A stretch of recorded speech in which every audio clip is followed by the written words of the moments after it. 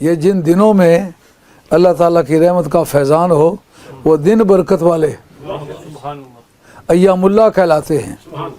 کہا حضرت موسیٰ علیہ السلام کو ہم نے بھیجا، جاؤ اپنی قوم کو اندھیرے سے نکالو، روشنی کی طرف لاؤ، اور ان کو اللہ کے دنوں کی یاد دلاؤ۔ اللہ کے دن کون سے؟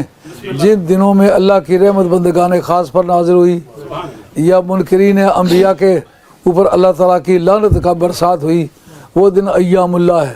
دوستوں پر انعام اور دشمنوں کی تذلیل، یہ دونوں ایام اللہ ہیں۔ فرعون پر جتنے عذاب آئے وہ ایام اللہ ہیں۔ موسیٰ علیہ السلام پر جتنے فیضان ہوئے وہ سارے ایام اللہ ہیں۔ اور جس تاریخ آپ نے دریا کو پھاڑ کے، سمندر کو پھاڑ کے، بحر احمر کو پھاڑ کے پار ہوئے، وہ بھی یوم اللہ ہے، اللہ کا دن ہے۔ یار دریا کو پھاڑ کے پار ہونا یہ بڑا انعام ہے، یا کفر سے نکل کے جہنم کا حقدار ہونے کے بعد پھر جنت کا حقدار کوئی بنایا؟ یہ کس نے بنایا ہے؟ سرکار نے بنایا۔ پھر یہ 10 مرتبہ ایام اللہ میں سے ہوا۔ اس بات کا ثبوت موجود ہے بخاری شریف باب صیام التطوع، اس کے اندر ہے کہ حضور مدینہ طیبہ تشریف لائے، میلاد النبی اللہ کے دنوں میں سے ایک دن ہے، کیونکہ جس وقت تاریخ یہ فیضان ہوا، موسیٰ علیہ السلام کی 100 قوم تو صرف بنی اسرائیل پار ہوئے نا، اس پر 33 سرا سے لے کر کے اوج سریہ کے پرے تک اللہ کی نعمتوں کا فیضان ہوا۔ دوزخیوں کی سزائیں ملتوی کر دی گئی، جنت کے دروازے کھول دیے گئے، جہنم کے دروازے بند کر دیے گئے، راتوں رات تازہ بہار آ گئی۔ پوری انسانی تاریخ میں کبھی ایک دن بہار پوری دنیا میں نہیں آئی، کیونکہ ملکوں کے ٹیمپریچر مختلف ہے۔ پاکستان میں مارچ اپریل میں بہار آتی ہے، یہاں مئی جون جولائی میں بہار آتی ہے۔ اگر آپ ماریشس میں جائیں دسمبر میں بہار آتی ہے۔ مختلف ملکوں کے مختلف ٹیمپریچر ہونے کی وجہ سے میں اگر خوشطبی کے طور پر بات کروں تو بے سند نہیں کرتا، اس لیے کوئی شخص اگر میری بات کو پوری طرح یاد رکھے میں ذمہ داری قبول کرتا ہوں، میں اس کو ثابت کروں گا۔ یہ مختلف ملکوں کے ٹیمپریچر الگ الگ ہیں، اس لیے بہار ایک دن میں پوری دنیا میں کبھی نہ آئے۔ واہ محبوب کبریا، تیرے پاؤں رکھنے سے بہار کیوں آئی؟ اس پر فزکس کے کافی اسٹوڈنٹ موجود ہو ہمارے گلی کوچوں میں، جو ساتھی رہتے ہیں، ظاہر نہیں کرتے میں پڑھتا ہوں، لیکن کالجوں کے یونیورسٹیوں کے اسٹوڈنٹس ہیں۔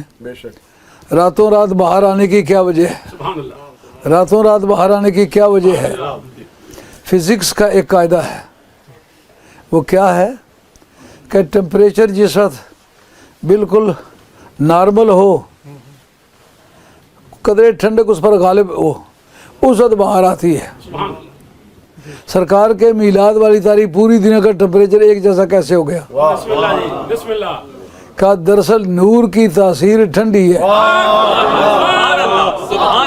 ثبوت اس کا بخاری کا متن، پل صراط پر سے لوگ گزرے جا رہے ہوں گے، پل صراط جہنم پکار کر کہے گی مولا کریم ان عاشقان مصطفیٰ کو کہو جلدی سے گزر جائے، تو ان کے سینوں میں جو نور مصطفیٰ ہے اس کی وجہ سے میں ٹھنڈی ہو جاؤں گی، پھر دوبارہ بھی قیامت آئے تو پھر میں نے گرم نہیں ہونا۔